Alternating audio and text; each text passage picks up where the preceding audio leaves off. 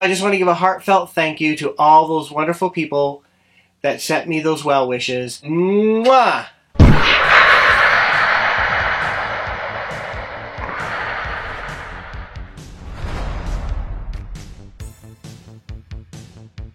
Hello, and welcome to Star Wars Obsessed. I'm Richard, and this is episode 3 of the Star Destroyer model build-up.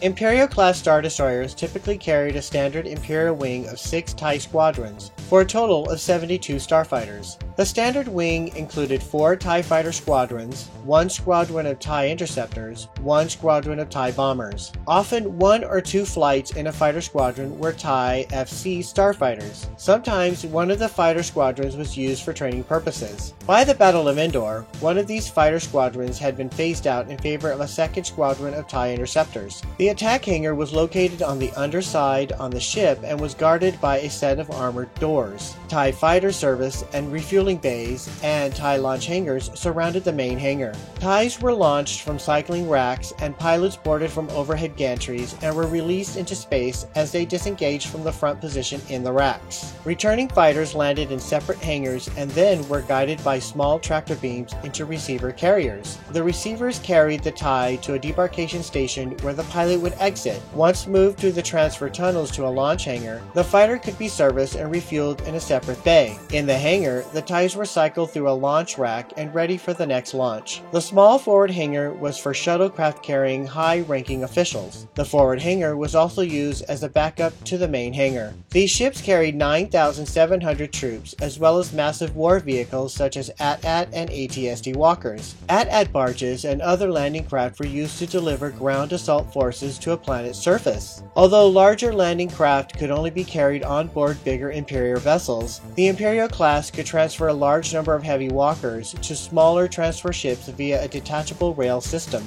The Star Destroyer could use its guns and TIE starfighters to support any surface action. If a planet required a lasting presence, a Star Destroyer could quickly deploy a prefabricated garrison base. Like most other Star Destroyer models, the Imperial class was capable of entering atmospheres and supporting ground operations directly. There were entire planets that, throughout their history, did not extend as much power as an Imperial-class ship did in one hyperspace jump. The hyperspace generator was located along the ship's ventral surface. A massive solar ionization reactor bulged from the ventral spine, annihilating hypermatter as fuel to power the ship. Auxiliary reactors flanked the main reactor, and the 3 reactors were connected to the 3 main engines. In addition, the backup engines were connected to additional reactors as well.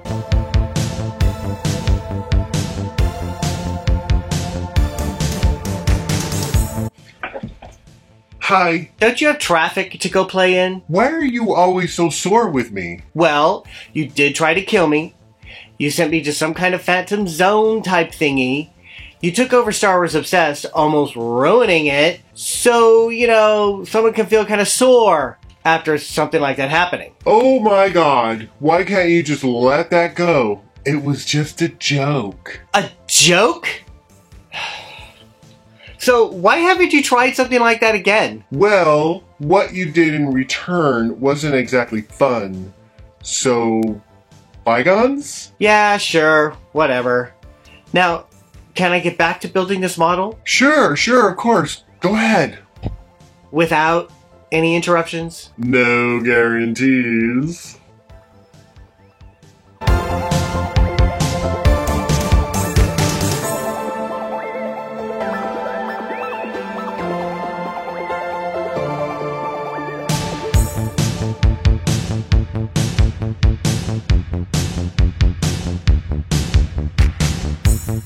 Catastrophic relief braces were located underneath the ventral reactor bulge, in a case of emergencies where the core of the main reactor had to be ejected from the ship. As designed, the Imperial class had a Class 2 hyperdrive with a Class 8 emergency backup. However, KDY's practice of subcontracting out the design to meet Imperial demands led to occasional design quirks. Star Destroyers built by the Corellian Engineering Corporation were considerably faster both at sublight and hyperspace speeds. For sublight propulsion, The Imperial class relied on an array of 3 primary Destroyer 1 ion engines produced by KDY specifically for the vessels. For emergency situations requiring additional thrust, the Imperial class could use its 4 Guilmon 4 ion engines. The engines were capable of accelerating the ship with a force of several thousand Gs.